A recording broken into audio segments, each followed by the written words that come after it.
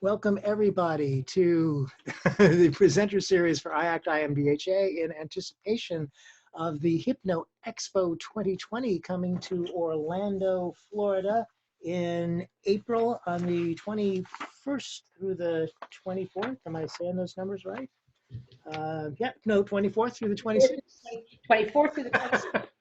Come here on the 21st. It'll be a nice time as well. We've got some other things going on. But yeah, the 24th through the 26th in Orlando.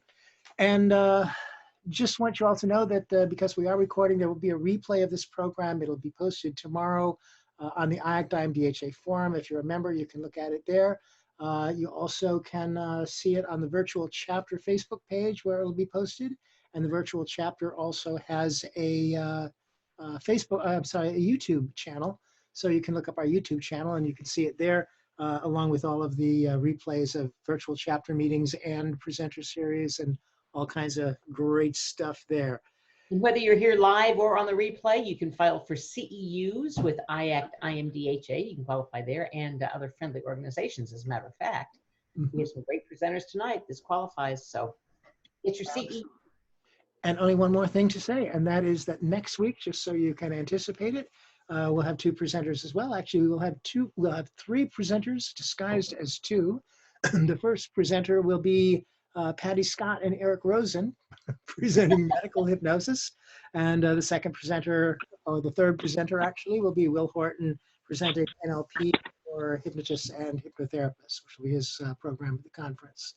So with all that said, first of all, I'd like to welcome my friend Dan Cleary. Dan, you are one of the guys that I have known for the longest in this profession. I think you're probably one of the very first people that I met in Florida.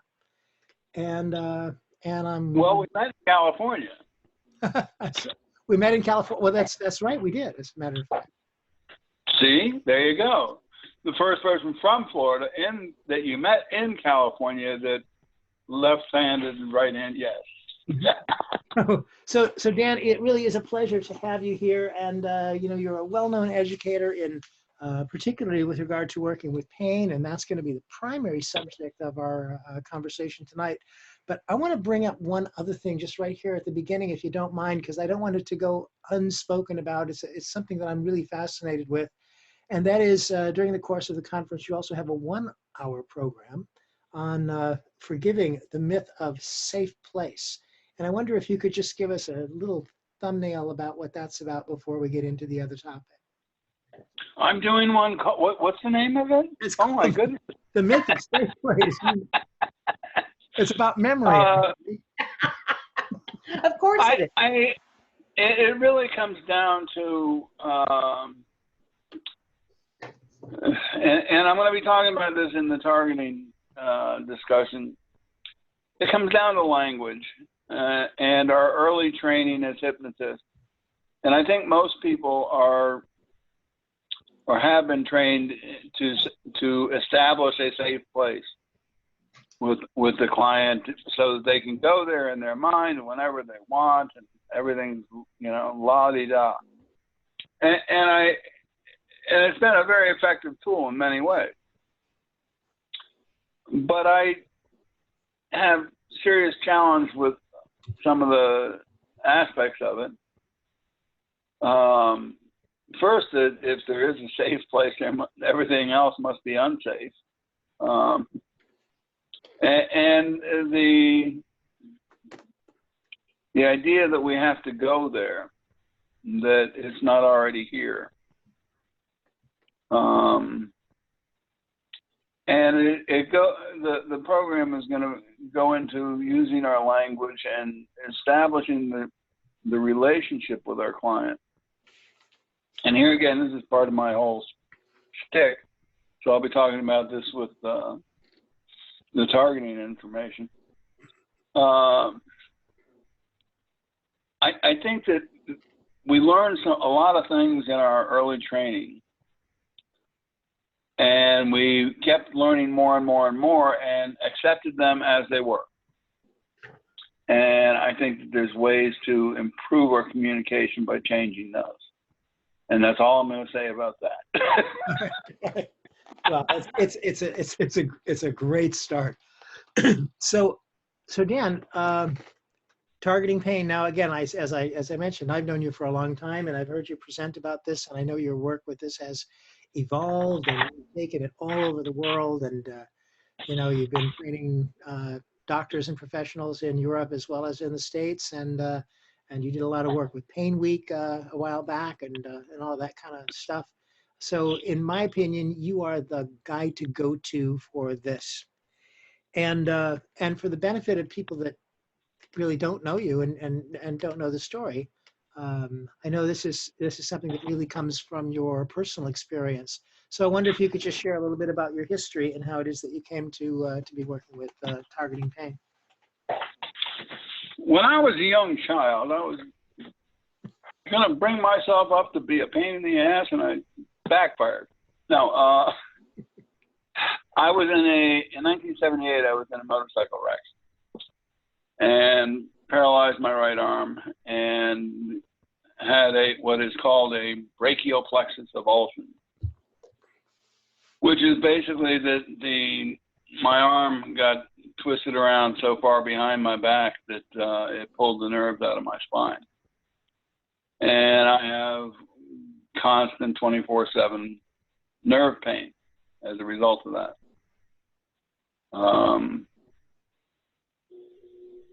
For the first 5 or 6 years, I didn't sleep in the conventional sense. I would go for 24, 36, 48 hours at a time without sleeping, and then I'd collapse and I'd wake up in tears 3 or 4 hours later. 3 or 4 hours was a good sleep for me. And then I kind of sideways came into hypnosis, or found out about hypnosis. And within a week, I was sleeping 6 to 8 hours a day, reduced all my drug use. I had a lot of OxyContins and things like that. It was at the beginning of all that, those drugs were coming in. And as I say, within a week, I was sleeping 6 to 8 hours a day and beginning to get back to a functional or semi-functional life. The irony is that the hypnotist that I went to was not a very good hypnotist. And that's encouraging to me in retrospect at this point. In that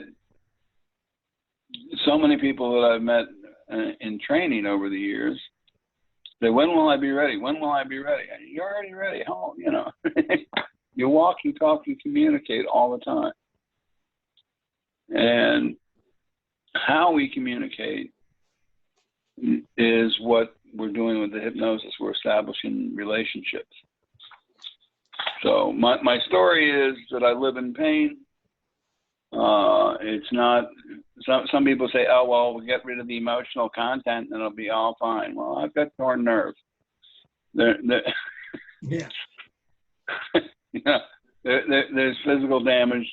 So in many ways, although it's a chronic condition, it is an acute pain in the context of experience.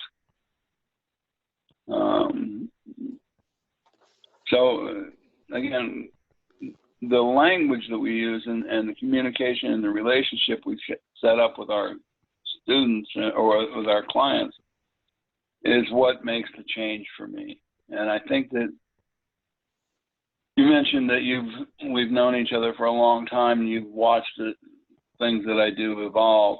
And this is an evolution. This is going to be a particularly interesting class for me because I've been doing a lot of preparation for an addendum or a new book. I'm not sure. It started out as I was going to write a 1-hour program. Then I said, well, maybe 3. And then it became a day. And then it was, well, I'll just revise my whole program, my targeting program. And it might be another book. I don't know.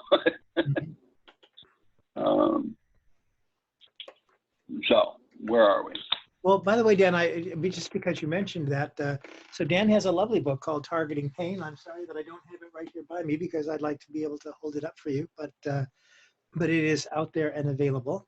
Well, and it comes with the class. And here's something that's kind of important.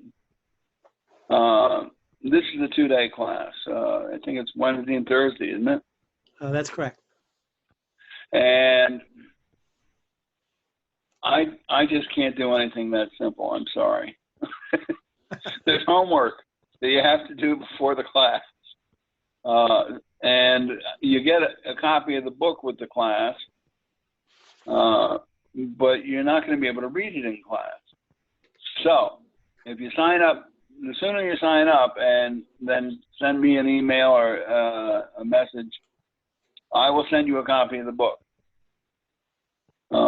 and tell you the homework assignment, so that when we get there, if you're going to be in the hotel the night before, which most people do because the class starts at an ungodly hour, about the time I go to bed normally.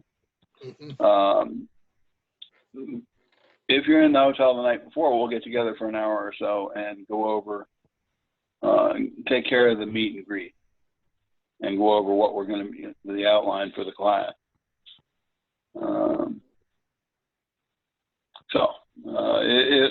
Sign up, what is it, vote early, vote often? Sign up soon and I'll send you out the information. Okay. By the way, I think you're starting to ask the question or answer the question I was going to ask, because I know you've taught this course on a number of occasions, and I did want to.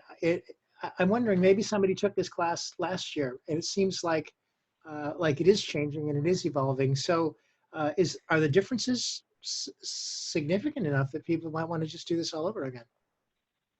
Yeah, I think so. I mean,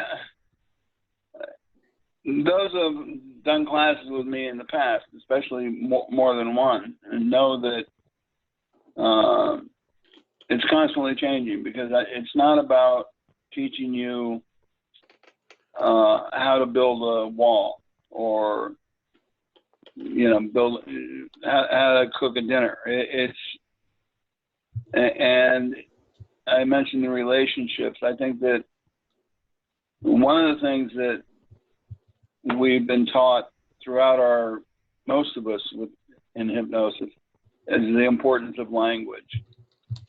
And you are a master in NLP, and that's where you came in. You came into NLP first, if I remember correctly. That's right. And then into hypnosis. And many people, myself included, I've taken a few NLP classes, and the language aspects that we're taught there and in other hypnosis classes are about being very careful of our language and, away and toward motivation, things like that. But they've always seemed to me to be more about manipulation, or the practitioner having the inside edge on, and I've been working this thought for several years now, that the importance of language is not for me to be able to change my client, but to change our relationship.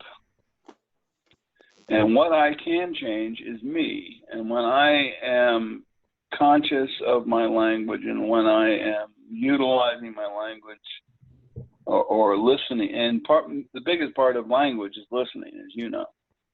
It's not about talking. It's not about having the right thing to say. It's about listening and being receptive and accepting.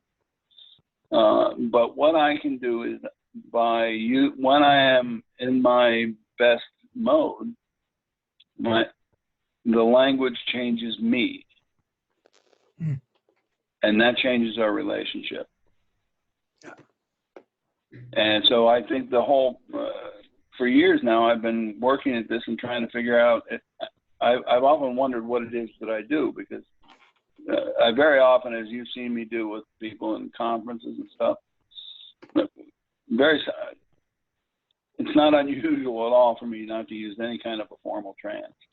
Mm-hmm. And yet people get significant reduction or elimination sometimes of their signals. And that is the communication and the relationship. So it's changing us and utilizing the context of the situation at a given time to get the outcome. Dan, I got a question, Dan, about the relationship. You talk about relationship between chronic and acute pain. Do they go hand in hand? Okay. Chronic pain, in most cases, causes acute pain. You have or not you, but a person has a chronic pain in their back for some reason. And they tense up throughout their bodies. Now, well, here's a better way to explain this. You sleep at night, and you're in the bed, and you get up in the middle of the night to go to the bathroom, and you're creeping through the house real quietly, not to wake any of the rest of the house, and you bang your toe, and you're jumping up and down and screaming silently in your own mind. Mm-hmm. What's going on is every muscle in your body, every cell in your body is responding to this attack. Now, the ottoman probably is not going to come back and bite you again.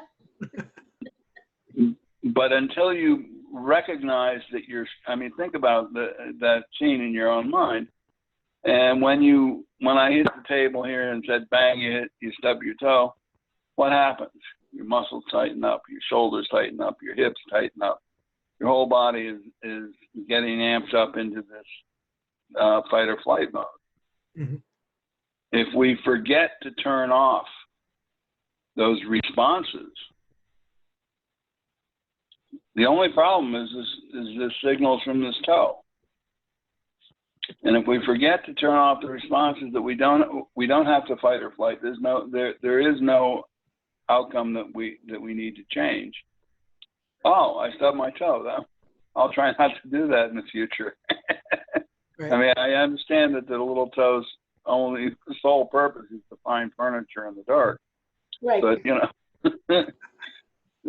so when we're working, when we recognize and have this chronic signal from the toe in this case, and it's causing in response, we're tightening all the other muscles. The other muscles begin to break down on their own time and begin to have their aches and pains of their own. And that is the acute aspect of a chronic condition. There's also a situation like my own where my right arm is paralyzed. And so I carry and move things with my left arm that are probably inappropriate, but I'm not patient enough to go make 2 trips. And sometimes it's, one thing that's too heavy. And so I constantly, very often, will have muscle strains and things like that are related to the situation with the chronic pain. So when we work with our clients, and they may not know the difference in their own experience, or may not have parsed out the difference between the chronic signals and the responses to those chronic signals that are the acute signals. And when we can help them to recognize those, then we can begin to change the way that they respond and react to the signals that are part of the chronic condition. That makes sense? Yeah. So when we're dealing with chronic and acute, we need to be aware that they're both valid and that they may be addressed in different ways to get the total outcome. When people come in with chronic conditions that you can ask them, you know, what do you want? And they said, I don't want to be in pain. I don't want to have, you know, it's screwing up my life. I can't sleep. I can't work. Yeah. And they're telling you all the things around the signals. Okay, those are the things you don't want. What is it that you do want? And then we can begin to break down and recognize, you know, it's not that we are smarter than them or know more about their situation than them, but we know how to separate the different aspects that they may think of as a bundle. And when we do that, then we can begin to address the smaller pieces individually. What do we do about the client who declares, my migraines are just killing me? Or something to that effect, but they own my migraines, my back pain. Yeah, well, okay, there's two things you addressed there, and they're both, I love them. I have a lot of fun with my clients, sometimes at their expense. I've had clients that say, my XYZ is killing me. And I said, oh, shit. Well, you know, you should leave soon because I don't want to deal with the paperwork if you die in the office. Right. And they will never be able to say that statement again without thinking of that. Yeah. You know, I and that's kind of what we do, or what I do with much of the aspects of the living with a chronic condition. I want to break the way you previously thought about it. Yeah. So that, oh, okay, well, okay, it isn't actually killing me. All right, okay, and mine, okay,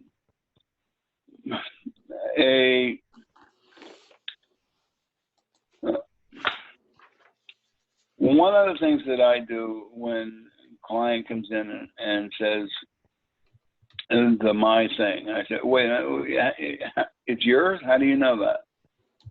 How do you know that this exists? And he said, well, the doctor said. I said, oh, so the doctor said you have XYZ. Yes. I said, what do they call that when the doctor says something like, he took tests? Yes, he took tests. And then he reviewed the test or the results of the test and told you this thing, right? Yes. Okay, that's a diagnosis. You are not the diagnosis. You are the individual who was smart enough to go in and have the test, or whatever situation led up to it. You are still that person. How the diagnosis may affect your life is still uncertain. Mm-hmm. But you are not the diagnosis. Yeah. Yeah. And I have had people come back to me years later and say, you know, we did some work and it was good and general and this and that, but the one thing that stuck with me is you are not the diagnosis. Yeah. Dan, you know, in the trainings that I've heard you do too, there are a couple of things that really stick with me, and I think they're an important part of your presentation. So one of them is the 10% solution. I remember you talking about that, and I thought, what a lovely idea that is. Can you share that with us? Well, I know that I don't know how many people are on the call, but I imagine that there are that many or more. And that when I do classes, there's usually a third of the people that are there are living with a chronic condition themselves, or a direct family member or loved one. Person comes into the office. What are we going to do? Most people don't come to a hypnotist first. So they've had a lot of failures along the way before they come to see us. They've been to their doctors. Probably I deal a lot with chronic conditions. And so anywhere from 2 to 6 years after the onset is about the time before they find me. And they come in and they start to tell me what they're there for. And before I get into the, you're not, well, maybe I'll say that you're not the diagnosis, but before I begin to really work with them, I'll say, what would it be like in your life today if I can guarantee you 100% relief by the time you leave the office? And what do you think the answer is? Yeah. Okay, that's probably not going to happen. I've seen it happen, but probably not. And they look at you like, well, what just happened? Because most people don't start out with, that probably is not going to happen. I said, okay, now that I have your attention, what could you do in your life? How would your life improve if you had 50% relief right here today in the office? And I helped them begin to think about what they could do. They could go out to dinner with their loved ones. They could play with their kids. They could get down on their hands and knees. And a friend of mine was dealing with arthritis, and she could go back to gardening. And then I say, okay, what about 25%? What can you appreciate? Well, I could go to a movie. I could sit for 2 or 3 hours in a chair and not have to get up every 15 minutes and move around. If I had 25% relief, I could sit through an entire meal without having to get up and walk around the house or go to the bathroom, these other things. And when we begin to work on helping them to recognize what improvements they can get with different levels of improvement, and then work it down to I call it the 10% solution. If I get a client to notice the benefits of having anywhere from 10 to 25% relief at any time, whatever's going on, that they can access it in 3 minutes or less, and that would be an improvement in their life, I say, okay, good. We'll get back to that in a minute. But first, I want to play with your imagination. And when we do this, think about, I spoke of the chronic and acute. Also, that could be looked at as the chronic and the referred pain. And if I've been in pain for 2 years or 3 years, I may not recognize the referred pains. If we as hypnotists can help them get into the mindset of accepting, wow, 25% would actually be an improvement, then mostly relaxation and simple trance techniques or waking trance techniques will almost always exceed that. Yeah. What we're doing, we're having a client that comes in, and they are coming to us because up until now, everything they've done has seemed to be a failure.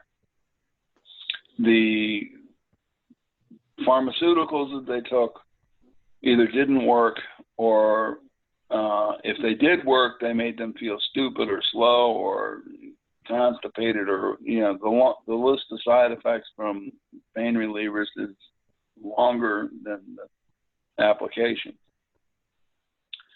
When we accept that and help them to recognize the benefits, then we can get them to the point. The 10% solution is kind of a pattern interrupt that opens the doors for getting into their language and separating and beginning to separate out the chronic and the acute aspect of the choice. So when I get a 10% agreement, and I know that most clients will get 30% relief if they just relax. If they just stop hopping up and down on that toe and let their muscles go in their shoulders and because they've been carrying the extra weight of the pain as a total thing instead of aspects of itself. Mm-hmm. And mostly I can use distraction techniques and reframing techniques to get a level of relief that is generally amazing to them. And every time they've gone to a doctor, they took the pill and they went back after 2 weeks and the doctor said, are you still in pain? Yes, I'm in pain. Well, that didn't work. Let's try this and let's try that and go to a physical therapist and let's try that. And so when they come into us, what they've been doing is pass fail on their treatment so far in most cases. It either worked or it didn't work. It didn't work some. It didn't feel better than it did because the question was, are you still in pain? Mm-hmm. Yeah. So the 10% solution includes a whole lot of other planets and stuff around it that are part of it. But it's, well, you know that it's one of my signature things. You know, it's how to establish the relationship and get into finding relief. Yeah, yeah. Another one of your signature things, by the way, that I'm hoping that we can get in here before we're done, is the idea of clients as heroes. But before you go there, I wonder if you can actually do a real commercial for us here and let people know what are they going to get out of spending time in your course. What will they be able to do afterwards? What's the hope, the outcome?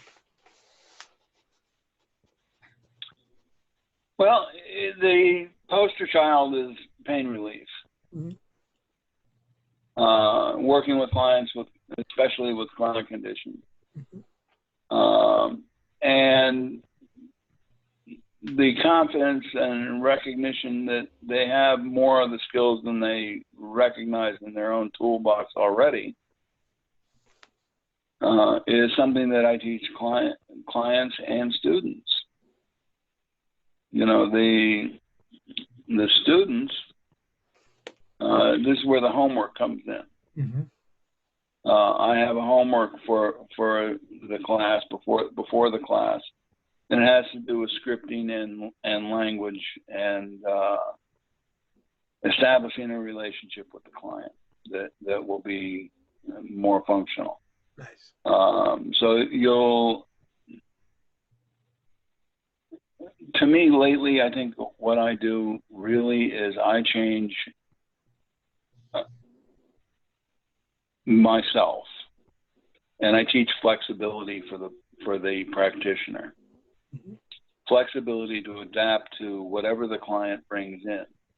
Mm-hmm. This is the thing. I mean, this is the aspect of our craft that is so difficult because it's not a straight recipe. Yeah. A straight recipe, you can make a nice meal. You can make,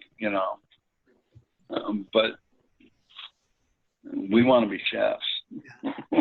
But so Dan, one of the things I really like about what you do is that you find something that's already there actually, and you sort of turn it on, and that's the lovely thing about the way that you teach and train, and one of the things too that I think that happens with your clients, if I remember you talking about this correctly, is that one of the things I think that's already there that you help people turn on is their own heroism, that there is this discovery of clients as heroes. That's a really beautiful thing to hear you talk about. Well, my clients are heroes. I honestly think that my skill is, I'm not a big one on techniques per se. I've read and I've practiced and I've done a lot. I know so many techniques, but techniques are little snapshots of what clients have brought in again and again and again, and how to address that. And so it's just recognizing them. When I look at my client as a hero, I want to address him. I want to bring my technique to them. And then I'm in pass fail. When I look at them as a hero who has the skills and abilities to change the way they feel today, then I become a servant to them. And that relationship changes the way that we go forward. Finding their skills, a mathematician may be able to tune out the pain. A musician may be able to tune out the pain. A mathematician can find ways that it doesn't add up to continue all the referred pains, all the tension in the rest of his body, and learning how to separate the things. As you said, I look for their skills that they already know. My favorites, one of my favorites is people with children. People with children can have the kids in the next room watching TV at cartoons at full volume, jumping up and down on the sofa, screaming and yelling and being kids, and the parents can sit in the next room drinking a cup of coffee and reading the paper. Mm-hmm. That's parental deafness. They know how to do that. So when I have a client that has children, I always bring that up. I say, okay, now all that noise that's going on out there, what if your chronic signals were like noisy children? Yeah. So I'm looking to serve my client and to find the skills that they have, rather than so that I can, because I am trained in flexibility, and I can take their skills and find a way to address their current situation in a different way using skills they already know, so they don't feel overwhelmed trying to learn a brand new thing. Mm-hmm. Yeah. Nice. Do I hear chuckling? I don't know. Somebody, yeah, maybe. Who knows? Who knows what's happening in people's houses, even as.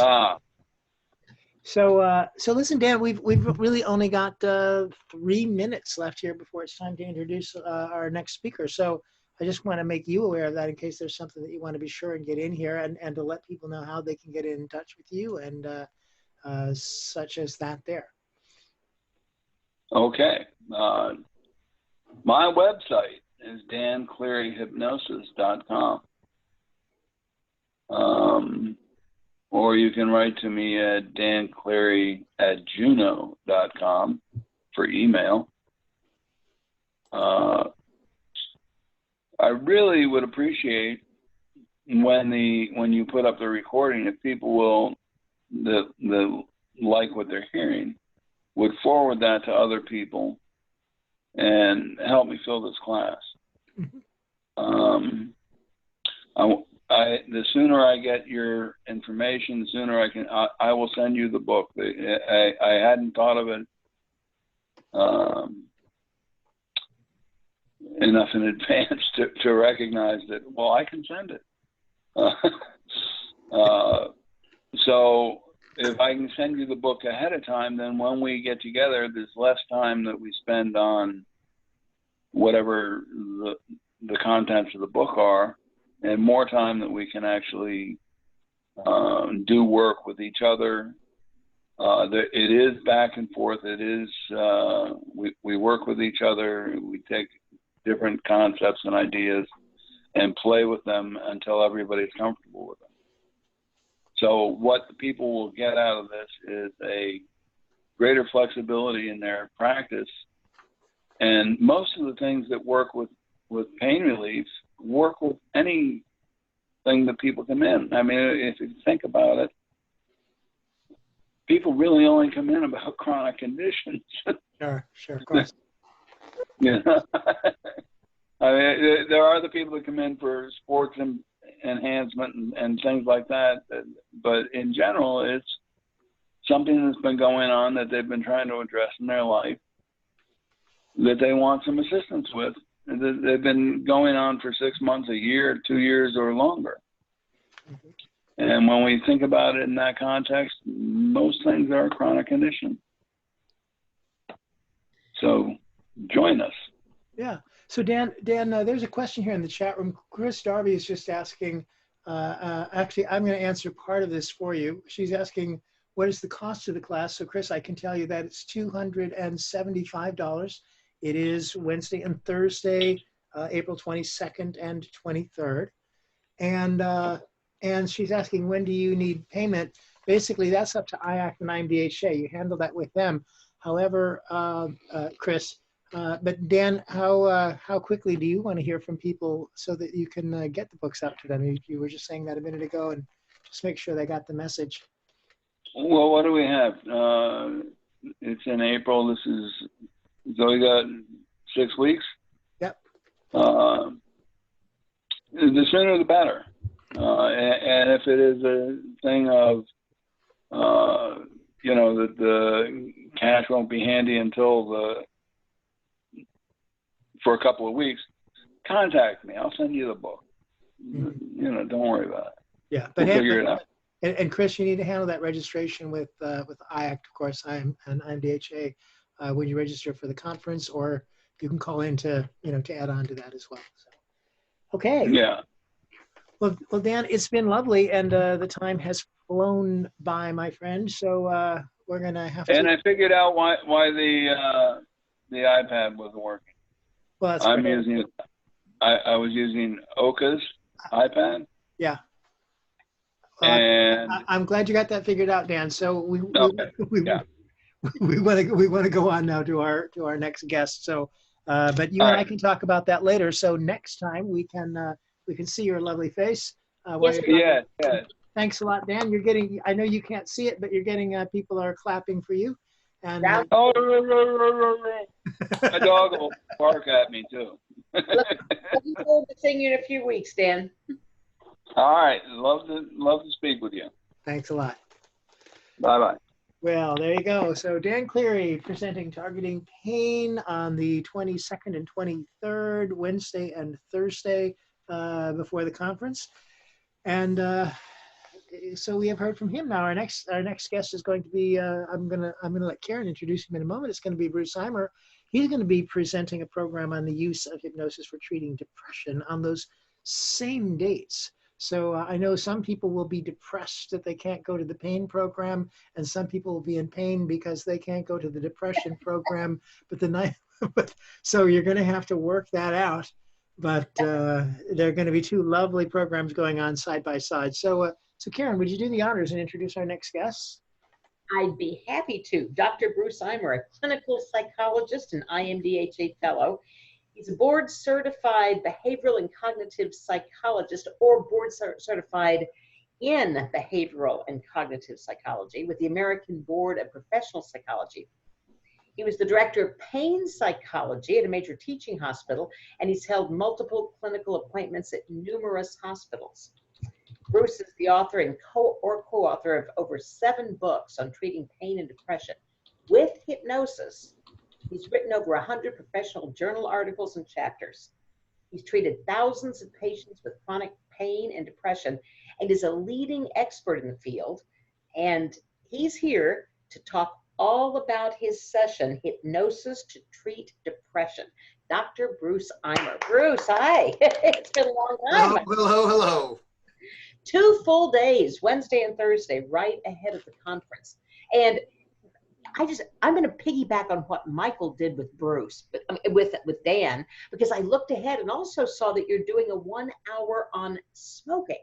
And I just want to ask you for a second about that, Bruce, because I know about you with pain, and I know about you with depression, treating those or working with those, not having those. But smoking, I didn't know you did any work with smokers. Yes, I've done that work. I've worked with smokers for the entire time that I've been using hypnosis. I have a protocol for helping people stop smoking in 1 visit. The visit lasts an hour to an hour and a half, depending on how much time we need. And if another session is required, we schedule it. In at least 60% of the cases, we only need one session. But you schedule 2 sessions ahead of time. We schedule it if we need it after the first session. And I provide follow-up on email as well as or telephone for as long as they need it. So you'll, in that 1 hour session, be teaching that protocol. Is that correct? Yes. Yay. Okay. So a surprise, surprise. I'm glad to know about that. Now, I really want to hear about your using hypnosis to treat depression. And you call it taming depression, right? Yes. What do you mean by that, Bruce? Sure. Well, you know, for a really long time, I was trying to come up with a word to describe what I've discovered over the many years that I've been working with depressed patients and depressed clients, a word to kind of encapsulate the approach that I've developed. I don't like to think of depression as this thing that we have to conquer or overcome or kill. I like to think of depression as something that happens when a person basically just loses energy and loses hope, an inability to really function in a way that's adaptive, that in a way that they have functioned in the past. And, you know, the whole concept of taming means to establish ties with. You know, in many instances, depression can be readily considered a dissociative kind of disorder. Like you're disconnected from yourself. And, you know, when we tame something, what we do is we develop a relationship with that something. Let's say it's an animal that we're taming, and we establish ties with, and we accept responsibility for what we do with that animal in teaching that animal to get along with us. And then essentially, when a person is depressed, they're not getting along with themselves. They've given up hope. They've stopped trying. And I think that the concept of taming is very effective in that regard. I actually came up with it years ago when I was dating this woman. I was much younger, and you know, I was moving after I had met her we'd been dating about 3 months, and you know, I thought I fell in love with her, and I asked her to come with me to the new city that I was moving to. And she said, I really like you very much, Bruce, but I can't come with you at this point. We only know each other for 3 months, and you haven't yet tamed me. And I said to her, what do you mean I haven't tamed you? She said, well, there's this little book that I want you to read. She says, would you like to get together tomorrow night again? And I said, of course, sure. She says, well, read this book. And she gave me this little book, and the little book is called The Little Prince by Antoine Saint-Exupéry, that was written in the 40s. Yeah. And in the little book, that, you know, it's about a little prince, this little character that lands in the desert on Earth from some faraway planet, and he's lost, and he's lonely, and he's scared, and he meets this little fox, and he goes up to the fox, and he says to the fox, will you play with me? And the fox answers to the little prince, I cannot play with you. I'm not tame. And the fox asked the prince, would you tame me? And the prince asked the fox, what do you mean by tame? And the fox says to the prince, to tame is to establish ties. In taming something, you come to mean something to the thing you're taming, and the thing that you're taming comes to mean something to you. And I think that I actually started to use that term years ago when I was working with people in chronic pain, and when I was writing my self-help book, Hypnotize Yourself Out of Pain Now, the whole idea of taming pain. I mean, it's not useful to keep fighting something and think of it as something outside of yourself. It's more important to own it and think of it as a part of yourself that's part of you that you need to establish a relationship with, so that then that thing begins to soften. And when somebody is very depressed, it needs to soften. When somebody is in intense pain, the whole goal is to soften the pain. But as Dan was saying, I mean, now I'm talking about the relationship that the patient or client has with him or herself. As Dan was saying, it's a relationship. Of course, it's a relationship. It's multiple relationships. You know, we're in a relationship with the client, and the client is in a relationship with different aspects of themselves. Ergo, Roy Hunter's parts therapy. The point here is that we want to create a relationship, help the client create a relationship with themselves that's softer and more connected and more integrated, and to establish ties.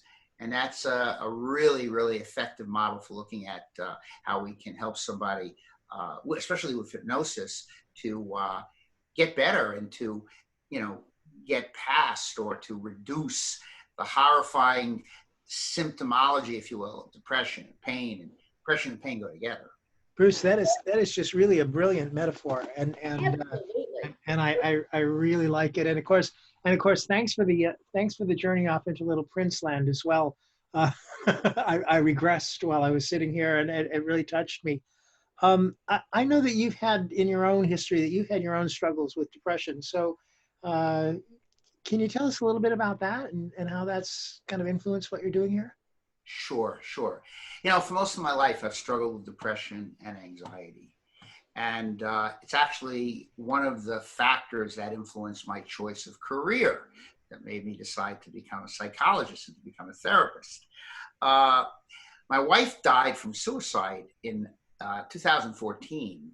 And after I discovered her body and dealt with the aftermath of what she did, you know, I really struggled with depression, and the chronic pain that I had lived with for years got a lot worse. About a year and a half ago, I decided to relocate from Philadelphia, Pennsylvania, down south to South Florida. And it was a very big change. And when I moved down to South Florida, I actually got more depressed than I had ever been. And I also experienced the onset of an autoimmune condition that had severe pain associated with it. And I realized at that point that unless I would be able to change the way that I deal with myself and deal with my life, I would get more depressed and I would die. It became absolutely necessary for me to assess once and for all my priorities in life. And you know, by doing so, I motivated myself to begin to make some real changes, which became a turning point for me in my life. And this all happened actually, you know, in the last year. The turning point you're saying has happened in the last year. Yes. Yeah. You must have kept this all inside, Bruce, because I've known you for a couple of years, and I've never known a man that I've known to be depressed or in pain or anything of it. You must have taken an awful lot inside. Well, I do, and I think most of us do, in fact, keep a lot inside. You know, part of dealing with the world, you know, is sharing what is, you know, good to share and not sharing what isn't. Look, you know, the truth is that to be effective in the world, we have to be good actors. And to be a good therapist, we have to be a good actor, which is not to say we need to be inauthentic, but we need to be able to put aside our own personal problems from bleeding into our work with the person that's in front of us. We have to be able to use what we've learned in our life, and then that helps us to be more effective. So, but if, you know, you are, you know, if you're depressed and you walk around looking depressed, you know, you're not going to get too far in terms of feeling better or helping other people. And you know what? Helping other people is the most effective way to get better, to feel better yourself. Yeah. Well, now, you know, Bruce, there are an awful lot of people that will say to you, speaking of helping people with depression, there are an awful lot of people who will say that hypnosis is not a viable treatment for depression. What would you say to that? Well, you know, I went to graduate school and, you know, I was trained in a clinical psychology grad program where I earned my doctorate in clinical psychology, the program being very Freudian, very psychoanalytic. You know, according to my teachers and my instructors over the years, basically the whole idea was that depressed people are already down, which is true, and have lost their ability to make decisions. They have lost their volition, their ability to actually follow through with decisions, to take control of things. You know, I lived with a very, very depressed wife for many years. And, you know, many times when she had her severe recurrences of her depressive episodes, you know, I would look at her in her eyes. It was like the pilot light behind her eyes was completely out, like there was nobody there. And so I think that the myth that hypnosis isn't a good treatment or is a dangerous treatment for people that are depressed, it stems from the zombie myth of hypnosis. The idea that when you hypnotize somebody, you know, you put them under and they kind of go to sleep, they become less volitional, and of course, you know, you control them. You know, that's completely untrue. You know, and of course, you know, we know that hypnosis is such an effective power tool for helping people with practically anything if it is used competently by somebody who knows how to use hypnotic techniques and how to induce the appropriate type of trance, and somebody that knows how to treat the particular problem that they're treating. You know, hypnosis is not a panacea for everything. If you know how to do hypnosis, does that mean that you're now an expert in helping people lose weight and stop smoking? Absolutely not. You have to help people lose weight, stop smoking, you have to understand, for smoking, you know, the whole dynamics and the behavioral factors involved in habits, and, you know, you have to understand the effects physiologically of nicotine on a person's body.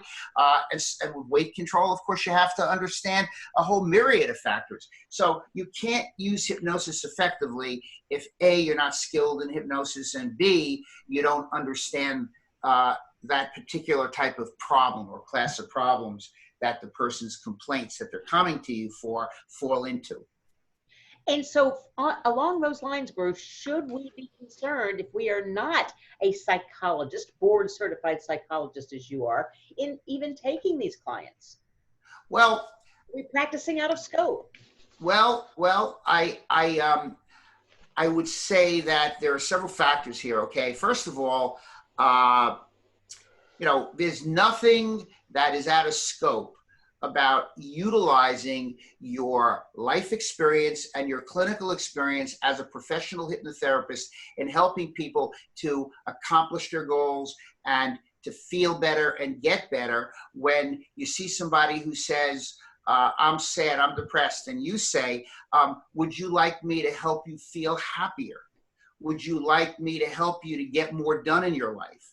Would you like me to help you to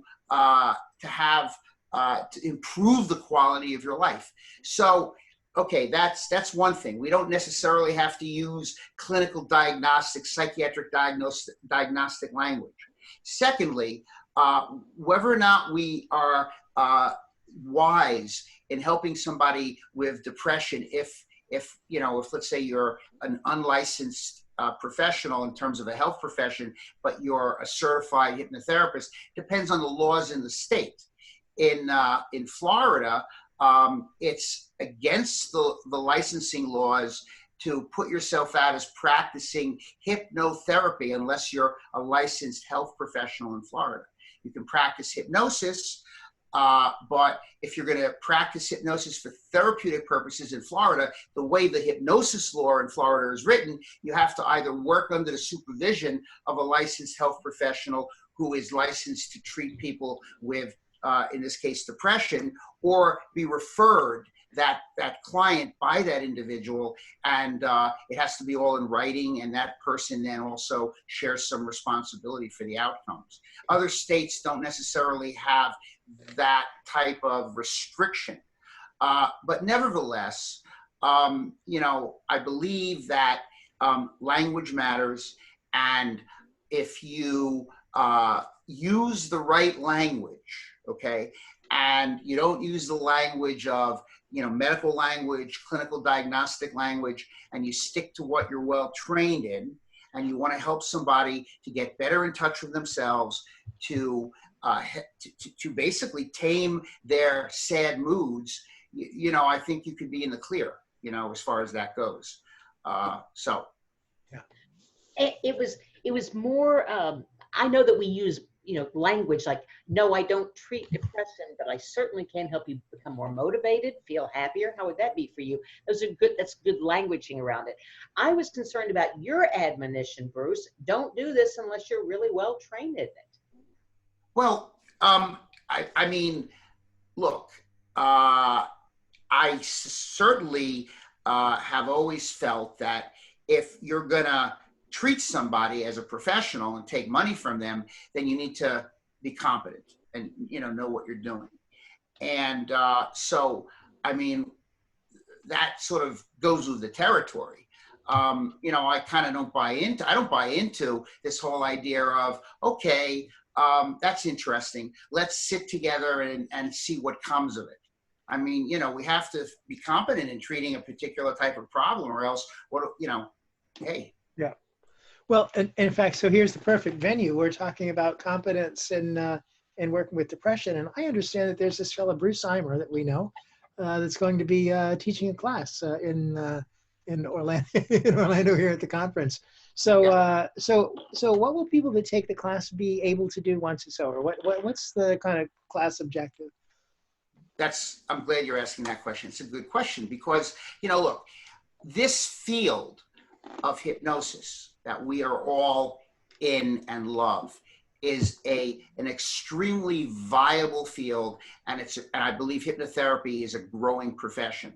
And if people take my workshop on taming depression with hypnosis, treating depression with hypnosis, they will learn ways to use hypnosis to help folks that are depressed to recover from their depression and improve the quality of their life. This is a field that is very open.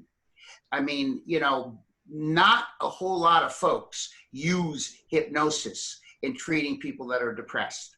And when people learn to use hypnosis therapeutically to help people to recover from depression, that is going to increase their practice greatly, okay?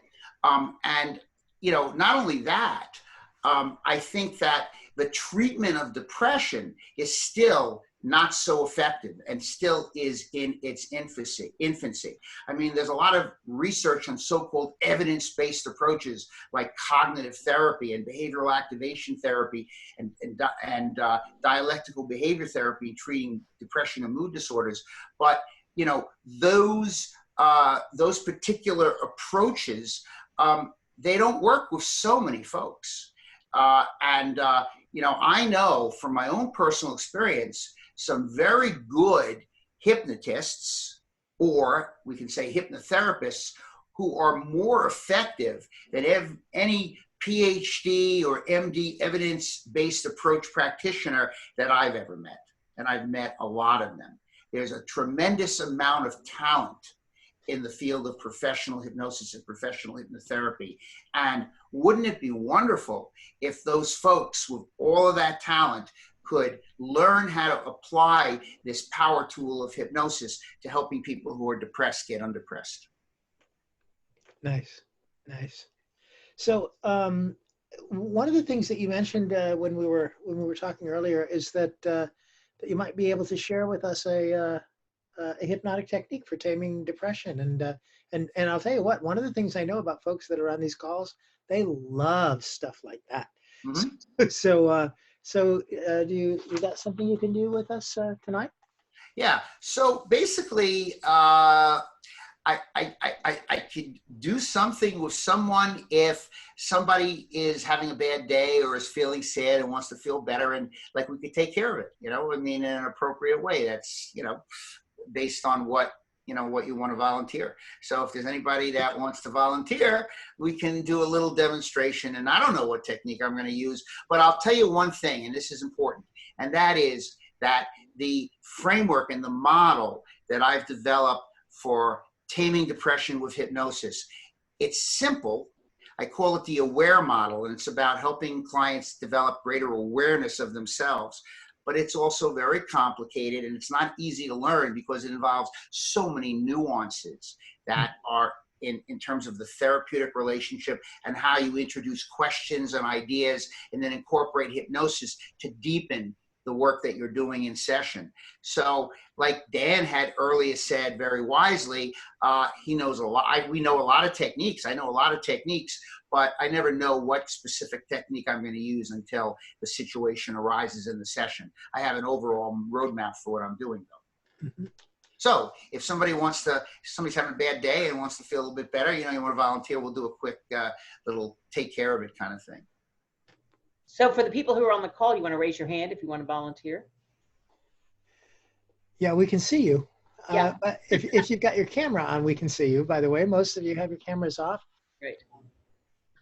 And if somebody doesn't volunteer, I'm going to have a bad day. So then it'll be me. So then I'm going to need to treat you afterwards, after the call. You could also raise your hand in the participants window. Play along. Anybody? Do I have any takers? Yeah, we just do some little simple thing. I mean, it's I don't know. Anybody want to volunteer? I don't mind volunteering. I'm just not particularly pressed or unhappy about anything. You know what? I'm not particularly unhappy about anything. Oh, okay. Karen, do you remember that goldfish you had when you were a child? I didn't have. Okay, I could be particularly unhappy about never being allowed to have pets. Now you can down me out, Michael, if you want to. Go ahead. Work up a little harder. What kind of pets did you want to have that you never? I wanted to have a dog, and I couldn't have one. Oh, wow. I'm pretty sad now. Must have been. Did you ever have a dog? Did you ever have a dog, Karen? For about a week. Yeah, what happened? He was a stray. Yeah. I named him Honey. And about a week later, my father said he took him to a farm. Oh God, the venerable! I took the dog to a farm where that dog will be happy. That's right. Yeah. Oh God.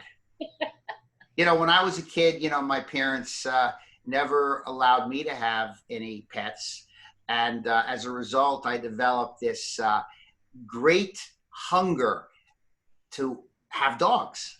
And once I got married, I just kept bringing dogs home. For years, we had like multiple dogs in our house, and I can't live without a dog. I have a German Shepherd right now that is my best buddy because it's just me and him. So yeah. Can you get a dog now? Do they allow dogs where you live, or? I have a dog now. Yeah, I have a dog as an adult, yes. Yeah, that's wonderful. What kind of dog do you have?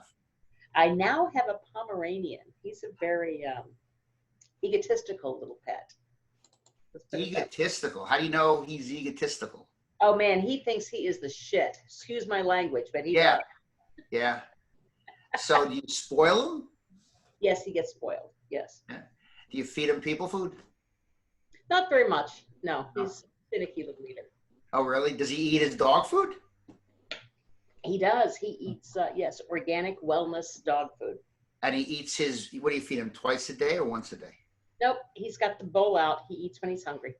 So it's, free range feeding. Yes, it is. Yeah, that's good. That's good. So, so you have a dog, and you finally managed to get a dog, and it's a wonderful thing having a pet, isn't it? It's a wonderful thing. Yes. Yes, absolutely. When I get depressed, I actually get undepressed just by hugging and loving on my dog. And my dog notices my moods, and he comes to me when he sees I'm down. You talked me right out of that, Bruce, Michael tried to down me out with not having that pet as a child, but yes, you've reconnected me with my Pomeranian. I'm feeling very happy now. I almost want to get him and show him to you. Get him. All right, you guys talk amongst yourselves. I'll be back. Yeah, get him. Oh, I was going to say, so we're not going to focus on her deprived childhood. No, we're going to do behavioral activation therapy. That's great. That's lovely. Her dog has rarely been a guest. My dog has been a guest on the show a couple of times. Yeah? Yeah. What kind of dog do you have? A Tibetan Terrier. Oh, nice. Yeah. Just a little fluffy thing. Yes, Pico is asking about Merlin. Oh, what a beautiful dog. Oh, that is a lovely dog. Oh, my Lord. Clearly, he gives you so much pleasure. Yes, he does. Oh, my God. He's so cuddly and soft. Look at that beautiful dog. You know, he looks a little bit like a miniature chow. Yes, he does, doesn't he? Yeah. Yeah. Yeah. How old is he? He's 4 years old. He's a little wolf spitz, actually. Really? Yeah. So he's not purebred Pomeranian. That's what they are. They are bred down wolf spitz. Huh? He is a very aware dog. He is. He's very smart, and he really, really loves you. I think the thing is, though, I think he thinks that he's your master. He rules. Oh, he certainly does. Yes. Oh, my God. He's definitely in charge. I like the way his ears go up, and he is, like, so comfortable with himself. Hey, Karen, you did a really good job in raising this little boy. My golly. Thank you. Clearly. And he's calm, too. Nice. Nice job. Thank you. Yeah, yeah. So you see, one of the things. Unpack what you just did, yes. What? Unpack what you just did. What? Unpack what you Oh, just unpack what I just did. Okay, I was just going to say that I utilize whatever I can based on my intuition in the session that the client brings in. You know, oftentimes somebody says they can't cope, and they don't realize that they're already coping. They're already coping very well. And, you know, so then it becomes a matter of discovering what they're doing already that's working for them that they're ignoring, and helping them to acknowledge it and own it. And then, of course, turn to it more often and utilize it consciously and unconsciously to help them to feel better when they're feeling down, or when they're feeling out of control, or what have you. So, I mean, clearly, you know, Karen, I mean, you're, you know, clearly not depressed, you know, or you're a great actress. But, you know, for sure, your dog is a much better antidepressant than Celexa or Lexapro, for sure. Well, what I heard you doing was telling stories, relating to me your own stories, finding out what does work, Yes. and reconnecting those things. Yeah, all of those were good things. Yes, yes. Well, you know, listen, one of the things that I would like to just sort of say here as a, you know, if you can, a selling point about why people should take my workshop is that it's going to be full of approaches to address this really difficult problem of depression in different kinds of folks that come to you with depression. You know, depression is not a unitary disorder, and you got to look at the person that has the depression, the underlying personality, but it requires a great deal of flexibility and the ability to utilize whatever you can that the client brings in and that you could bring in from your own life experience.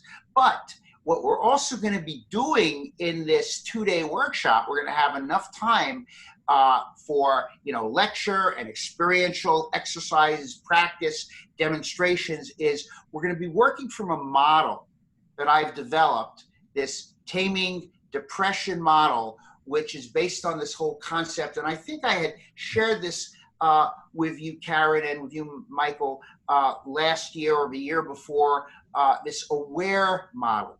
You know, it becomes important to really be of help to somebody that is disillusioned with themselves, disconnected from themselves, to develop more awareness without negative judgments, more awareness of themselves without negative judgments, so they can begin to lay the seeds for becoming more appreciative of themselves and the life that they have. And so, you know, I will be teaching how to use this aware model to help people to become less depressed and to become happier and more grateful in their lives. You know, the aware model includes acceptance and commitment therapy. It includes learning to observe without negatively judging. It involves asking the proper questions, and that's an art. And I'll be modeling that, and people will be learning how to do it, and people will be practicing it in the 2-day workshop so that they will learn how to ask questions that encourage the client to actually look within him or herself for answers about things that they were always too afraid of examining. And then I'll be teaching techniques for releasing and letting go of unnecessary emotional burdens, unnecessary and self-defeating habits. And I'll be teaching techniques for helping your client to envision a better future, but in a very specific way. You know, it's often hard for somebody that feels hopeless to envision themselves doing something that they can't imagine that they could do. But how about if we could help the client to envision how they'll feel sometime in the future after they've accomplished what they want to accomplish? So they don't have to envision themselves doing it. They just have to envision themselves having benefited from having accomplished it. Now, all of these techniques are arts. I mean, it's like you got to finesse it. There's nuances. And this is where the 2-day workshop will come in. I'll be teaching, demonstrating, and providing opportunities for practice of these techniques. Plus, there'll be a very thick handout that people will be able to take home with them to their practice that will allow them to continue to practice the techniques that we've covered in the 2 days. So it'll be very, very valuable because, again, you know, really, people still think that hypnosis is like kind of taboo for helping people that are depressed. You know, this whole idea that, you know, they're going to get lost in their trance type of thing. And, you know, that's not the case. And if you can use hypnosis and you can use it competently to help people get undepressed, your practice will grow phenomenally. And it's very rewarding. Depression is one of the most prevalent, anxiety and depression are the two most prevalent, you know, mental health disorders in the country. Yeah. Nice. So Bruce, I mean, it sounds like some great tools for people's toolboxes and stuff. As I'm hearing it, a great program, and we're really happy that you're doing this. We've got less than about 7 minutes or so left. So I want to do a couple of things. I'd like, first of all, to invite people to consider, if they have questions, they can either write them in the chat room if they're using the chat room, or they can wave their hand wildly and we will see that, and we'll open their microphone so they can talk to us. But while they're doing that, or they're figuring out just what is the question that they particularly want to ask you, Bruce, let people know how they can get in touch with you if they have any other thing that they need to connect with you about. Sure. Well, people can go to my website, which is bruceeimer.com. So it's BruceEimer.com. People can email me at my Gmail email address, which is bruceeimer1@gmail.com. And those are the two best ways to get in touch with me. There's also my office line, which is 561-377 1039. That's 561-377-1039. You know, people will get a voicemail and just leave a message. So those are the best ways to get a hold of me. All right. You know, I've heard you characterize this. It's what hypnosis is best at, changing states. And you didn't indicate that depression was anything that couldn't be worked with in hypnosis in any other way that we work with hypnosis, right? You know, thank you for reminding me. You know, there was a very important piece that I actually somehow forgot to mention, and that is that depression and chronic pain are negative trance states. They're negative states of self-hypnosis, wherein the person that's depressed or depressed with chronic pain continues to feed him or herself negative suggestions, negative ideas, which get imprinted and re-imprinted into their mind, into their subconscious mind.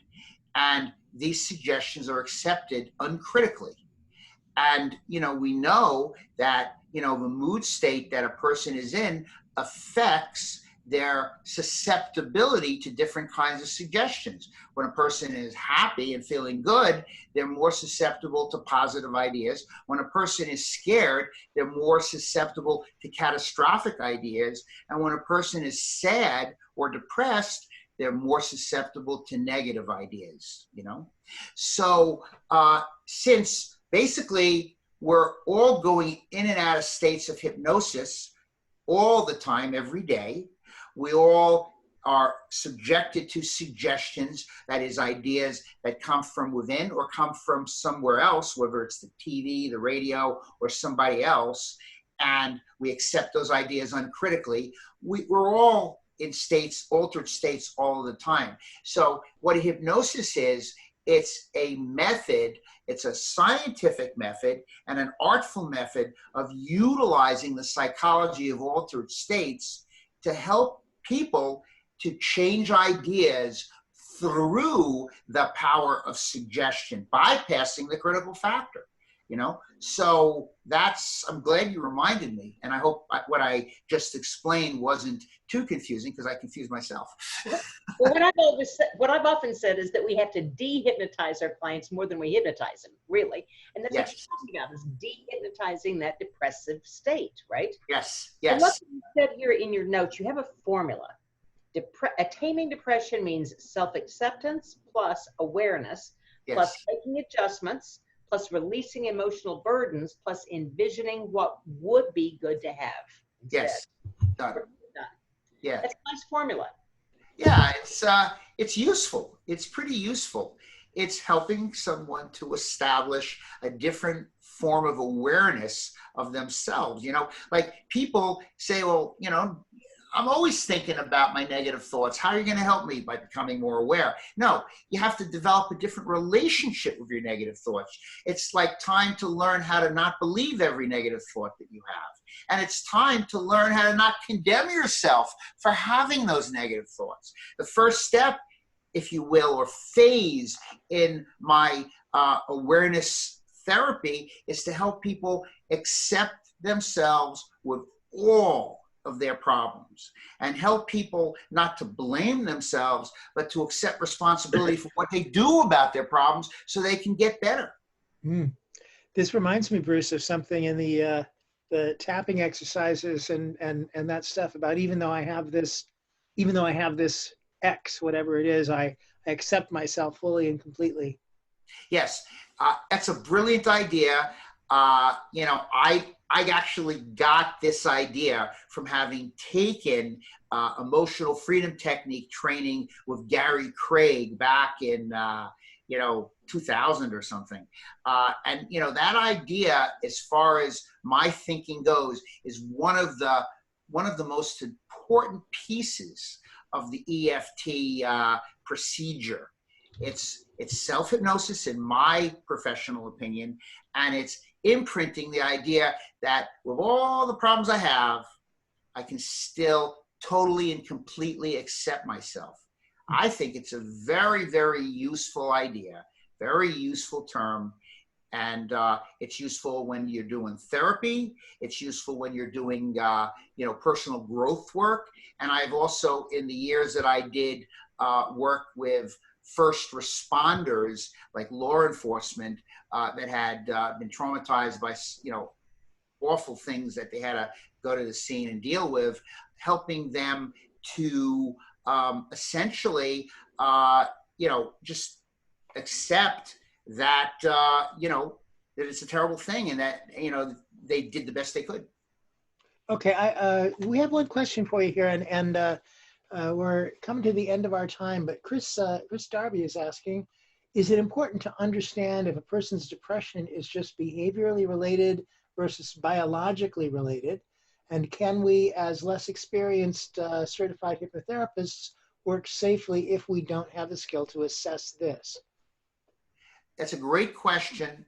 We're going to get into that in the class, in the 2-day class, in terms of being very clear as hypnotherapists what our role is. I've been a licensed psychologist in Pennsylvania since 1986. And so certainly I was legally qualified to treat depression, but I have never trained as a physician. The scope of my practice doesn't allow me to prescribe medications. So my answer is that we're all biologic creatures. Biology is an important piece of the entire puzzle. And it's important to not practice outside of the scope of your training. We all have a role to play in building a house, for example. A carpenter isn't the expert on installing a sink. You need a plumber for that. And a plumber isn't the expert on wiring the house. You need an electrician for that. So we all have a role to play. And a well-trained hypnotherapist who is a coach and a counselor, and if legally and ethically allowed to call him or herself a therapist, that such a professional like ourselves can do wonders with people that are depressed and are taking antidepressants that aren't helping them or making them worse. I mean, the efficacy, the studies show that, and I quote a world-renowned expert on this who's also a psychologist and has written immensely on using hypnosis to treat depression, Michael Yapko. I took his training, and I took several 2-day workshops with him on hypnosis for depression and so on. And he cited lots of literature that shows that the efficacy of antidepressants in creating clear remissions in unipolar major depression and in dysthymia, which is dysthymic disorder or mild depression, is really not very good. And that the studies that show that when psychotherapy is added to the use of antidepressants, that the effectiveness of the antidepressants goes up significantly. But what's also interesting is that there was no significant difference between the efficacy of treatments that incorporated psychotherapy and antidepressants and just psychotherapy alone. Psychotherapy has been shown to be the most effective treatment for depression. But whether psychotherapy is going to be effective or not, as I'm sure everybody here knows, it depends on multiple factors. The skill of the therapist, the rapport that's developed, the relationship, it's like a long-winded answer to your very good question, Chris, and that is my best advice is to suggest that, with the client, if they're in a treatment relationship with a physician, that you collaborate with the physician, that you develop like a team, and often it's very safe. I mean, in terms of your own documentation, when you feel that there may be a biologic component, to just document that you've advised the client that they should have a consultation with a psychiatrist. because a lot of primary care doctors prescribe antidepressant medications which have awful side effects, and the primary care doctors really don't know what they're doing. They're well-intentioned, but they don't know really what they're doing. And then oftentimes they'll turn to the behavioral health professional like myself as a psychologist to advise them on what next antidepressant to try, which is outside the scope of my practice as a licensed psychologist. So that's when I say it's a good idea if you consult with a psychiatrist. Right. And it doesn't mean that the psychiatrist is going to be the one that cures the client of their depression, but it creates a team and it also protects everybody. Lovely. Well, thank you, Bruce. So ladies and gentlemen, Bruce Eimer, the use of hypnosis for treating depression, Wednesday and Thursday, April 22nd and 23rd at the pre-conference program at the HypnoExpo 2020 in Orlando, Florida. It's going to be such a great time, Bruce, and we really appreciate you being here with us tonight and sharing your stuff. And it's our time. So thanks again. We'll look forward to seeing you all come to Florida. And Bruce, I can hardly wait to see you in April. I look forward to seeing you both, Michael and Karen. And I joined your virtual chapter today. Thank you for accepting me as a member. Yes, I approved of you. Yes. I approve of you both, but we got to go. Yeah. Good night. Take care, everybody. All right. Bye. Bye.